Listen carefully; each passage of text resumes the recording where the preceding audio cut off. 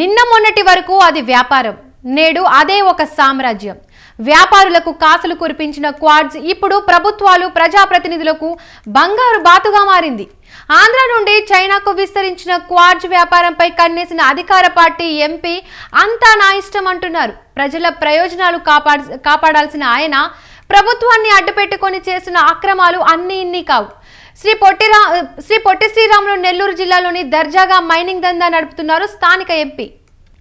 ఉమ్మడి నెల్లూరు జిల్లా ఖనిజ సంపదకు పెట్టింది పేరు. ఇసుక, గ్రావెల్, సిలికా వంటి ఖనిజ సంపద విరివిగా దొరుకుతుంది. ఇప్పుడు అన్నిటికంటే క్వాడ్స్ కాసుల పంట కురిపిస్తోంది. దీంతో ప్రజా ప్రతినిధులు, ప్రముఖులు అడుగుపెట్టారు. ఇప్పుడు నెల్లూరు జిల్లాలో ప్రధానంగా వినిపిస్తున్న పేరు ఎంపీ వేమిరెడ్డి ప్రభాకర్ రెడ్డి.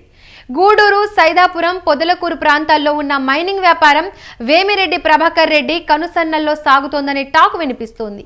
ఇందుకు కూటమి ప్రభుత్వం సహకారం కూడా వేమిరెడ్డికి పుష్కలంగా ఉందని స్థానికులు అంటున్నారు. వేమిరెడ్డి ప్రభాకర్ రెడ్డి క్వాడ్స్ రంగానికి సంబంధించి ఓ పరిశ్రమ పెట్టేందుకు పనులు ప్రారంభించాడు.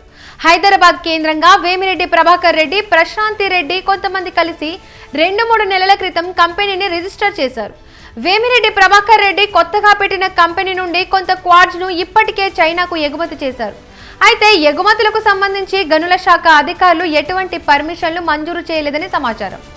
అయినా గూడూరు ప్రాంతం నుండి క్వాడ్స్ విమానాలు, షిప్ల ద్వారా 3 పువ్వులు 6 కాయలుగా ఎగుమతి సాగుతోంది. అయితే దీనిపై మాట్లాడేందుకు గనుల శాఖ అధికారులు సైతం నిరాకరిస్తున్నారు. గూడూరు, సైదాపురం, పొదలకూరు ప్రాంతాల్లో 260 క్వాడ్స్ లీజులు ఉన్నాయి. అందులో ప్రస్తుతం 30 మాత్రమే రెన్యువల్ చేశారు. మిగిలిన వారు అనుమతుల కోసం గనుల శాఖ చుట్టూ తిరుగుతున్నారు. గత వైసీపీ ప్రభుత్వ హయాంలో ఈ ప్రాంత మైనింగ్ లో అనేక అక్రమాలు చోటు చేసుకున్నాయి. వాటిపై అధికారులు విచారణ చేపట్టి పలు కంపెనీలకు కోట్లాది రూపాయలు జరిమానా విధించాయి. ఈ జరిమానా వసూళ్లలో గనుల శాఖ అధికారులు తమ చేతివాటం ప్రదర్శిస్తున్నారన్న ఆరోపణలు వినిపిస్తున్నాయి. సైదాపురం మైనింగ్ గనుల విషయంలో నెల్లూరు ఎంపీ చెప్పిందే విధంగా అమలు చేస్తున్నారు అధికారులు. గనులపై ఎంపీ అజమాయిషితో గనుల యజమానులు లబోదిబోమంటున్నారు. గనుల యజమానులను దారిలోకి తెచ్చుకునేందుకు అనుమతులు నిలిపివేసినట్లు విమర్శలు వెల్లువెత్తుతున్నాయి. ఇక ఇదే అంశానికి సంబంధించి పూర్తి అప్డేట్స్ మా ప్రతినిధి మునిధర్ ఫోన్ లైన్ లో అందిస్తారు. మునిధర్, చెప్పండి. దీపిక, నెల్లూరు జిల్లాలో క్వాడ్స్ వ్యాపారం అనేది ఇప్పుడు చర్చనీయాంశంగా మారింది. ఎందుకంటే నెల్లూరు జిల్లాలో ఇసుక, క్వాడ్స్, గ్రావెల్, అదేవిధంగా సిలికా అన్ని కూడా విరివిగా దొరికే ప్రాంతం ఉన్నప్పటికీ కూడా ఇప్పుడు క్వాడ్స్ విదేశాల్లో ఎక్కువ డిమాండ్ ఉండడం, అదేవిధంగా మంచి గిరాకీ రావడంతో ఇప్పుడు ఈ వ్యాపారం నుంచి ఈ వ్యాపార రంగాన్ని అంతా కూడా ఇక్కడ ఉన్నటువంటి ప్రజాప్రతినిధుల చేతిలోకి ఈ క్వాడ్స్ వ్యాపారం అనేది వెళ్తుందని చెప్పి మనం ఇప్పుడు ఆ జిల్లా మొత్తం కూడా, అదేవిధంగా రాష్ట్రంలో కూడా ఒక చర్చనీయాంశంగా మారింది. అయితే ఇక్కడ నెల్లూరు జిల్లాలో ఉన్నటువంటి గూడూరు, సైదాపురం వంటి ప్రాంతాల్లో ఈ క్వాడ్స్ ఎక్కువగా గత ప్రభుత్వంలో అంటే ఇది ఇక్కడ ఉన్నటువంటి మార్కెట్ ధర కంటే చైనాలో దాదాపుగా 10 అంటే దాదాపుగా ఇక్కడ 5 నుంచి 6 వేల రూపాయలు ఉన్నటువంటి ఈ క్వాడ్స్ అదేవిధంగా చైనాలో 30 నుంచి 40 వేల రూపాయలు టన్ను ధర పలకడం, అదేవిధంగా గత ప్రభుత్వంలో వ్యాపారం చేసినటువంటి వారందరూ కూడా ఎక్కువ కోట్లు గడించడంతో ఇప్పుడు ఈ క్వాడ్స్ రంగం పైన ఇప్పుడు ప్రభుత్వం అందరూ కన్ను కూడా పడింది అనుకోవడం అని చెప్పి. అయితే మొత్తం మీద ఇటు ఈ క్వాడ్స్ రంగం మొత్తం కూడా ఇప్పుడు ఉన్నటువంటి నెల్లూరు ఎంపీ వేమిరెడ్డి ప్రభాకర్ రెడ్డి ఆధీనంలో ఉందని చెప్పి కూడా కొత్త మనకి ఉన్నట్లు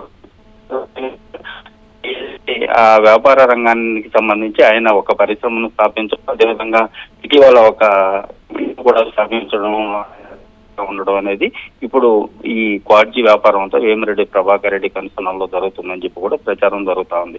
అయితే మొత్తం మీద ఇప్పుడు ఇప్పటికే దాదాపుగా 260 లీజుదారులు ఉన్నట్లు కూడా మనకి సమాచారం. అయితే దాంట్లో 30 మందికి మాత్రమే ఇప్పుడు లీజుకు సంబంధించినటువంటి అనుమతులు ఉన్నాయని చెప్పి కూడా ఇప్పుడు గనుల శాఖకు సంబంధించినటువంటి అధికారులు ఇచ్చినటువంటి సమాచారం మనకు తెలుస్తా ఉంది. అయితే మిగిలిన వారందరూ కూడా వారు అంటే లీజు రెన్యువల్ కోసం, అదేవిధంగా అనుమతుల కోసం ఇప్పుడు కార్యాలయం చుట్టూ తిరుగుతున్నా కూడా కొంతమందికి ఆ అనుమతులు ఇవ్వకపోవడం అనేది కూడా పెద్ద చర్చనీయాంశంగా మారింది. అంటే ఎవరైతే ప్రజాప్రతినిధులు మొత్తం మీద ఇక్కడ ఉన్నటువంటి ప్రభుత్వ పెద్దలు చెప్పిన వారికి మాత్రమే అనుమతులు ఇస్తున్నారు, మిగతా వాళ్ళందరూ కూడా అనుమతులు నిలిపివేశారన్న ప్రచారం కూడా జరుగుతూ ఉంది. దీని అంతటికీ కారణం ఇప్పుడు గనుల శాఖకు సంబంధించినటువంటి అధికారులు కూడా ఒక కారణం అని చెప్పవచ్చు. ఎందుకంటే గనుల శాఖకు సంబంధించినటువంటి సమాచారాన్ని గోప్యంగా ఉంచడం, అదేవిధంగా అక్కడ ఉన్నటువంటి అనుమతులు ఎవరికి ఇచ్చారు, ఎంతమందికి ఇచ్చారు అనే విషయాలన్నింటినీ కూడా గోప్యంగా ఉంచడం అనేది ఇప్పుడు గనుల శాఖకు సంబంధించిన అంటే జరుగుతున్నటువంటి ప్రచారానికి గనుల శాఖకు సంబంధించినటువంటి అధికారులు కూడా ఒక కారణాన్ని కూడా మనం చెప్పుకోవచ్చు. ఎందుకంటే ఇటు మీడియాకు కానీ అదేవిధంగా అక్కడ ఉన్నటువంటి లీజుదారులకు కూడా ఎటువంటి సమాచారం అంటే గనుల శాఖకు సంబంధించినటువంటి అనుమతులు కానీ అదేవిధంగా గత ప్రభుత్వంలో జరిగినటువంటి అక్రమాలపై ఏ గనులకి సంబంధించి ఏ యజమానులకి ఎంత జరిమానా విధించారో, అయితే ఇప్పుడు వరకు ఎవరికి అనుమతులు ఇచ్చారు, ఎవరికి అనుమతులు ఇవ్వాల్సి ఉందన్న విషయాలన్నింటినీ కూడా గనుల శాఖకు సంబంధించినటువంటి అధికారి అంటే అక్కడ డిప్యూటీ డైరెక్టర్ గా ఉన్నటువంటి అధికారి ఎవరికి కూడా అందుబాటులో లేకపోవడం, అడిగిన వారికి సమాచారం ఇవ్వకపోవడం అనేది కూడా ఇప్పుడు మరింతగా ఇది ఈ క్వాడ్జీ వ్యాపారం అనేది చర్చనీయాంశంగా మారింది. అయితే మొత్తం మీద ఇటు వేమిరెడ్డి ప్రభాకర్ రెడ్డి ఆధీనంలో ఈ వ్యాపారం కొనసాగుతుందని చెప్పడానికి కొన్ని ఉదాహరణలు కూడా మనం చెప్పుకోవచ్చు. అంటే ఈ గూడూరు ప్రాంతంలో దాదాపుగా ఆయనకు ఉన్నటువంటి ప్రైవేట్ ల్యాండ్ లో ఒక పరిశ్రమను నిర్మించేదానికి ఏర్పాట్లు చేయడం, అదేవిధంగా ఒక కంపెనీని స్థాపించడం, అదేవిధంగా కొంతమందికి ఇటు సంబంధించినటువంటి కొంతమందికి అనుమతులు ఇప్పించడం అనేది మనం ఇప్పుడు జరుగుతున్నటువంటి ప్రచారానికి ఒక నిదర్శనాన్ని కూడా మనం చెప్పుకోవచ్చు. అయితే మొత్తం మీద ఇటు ఈ వ్యాపార రంగంలో వేమిరెడ్డి పాత్ర ఎంత ఉంది, అదేవిధంగా ఆయన సంబంధించినటువంటి వారు ఆ వ్యాపార రంగంలో ఎవరున్నారు, అదే మొత్తం మీద దీనికి సంబంధించినటువంటి విషయాలన్నీ కూడా తెలియాలంటే మనం ఇంకా కొన్ని రోజులు మరి వేచి చూడాల్సి ఉండాల్సింది. థ్యాంక్ యూ మునీంద్ర.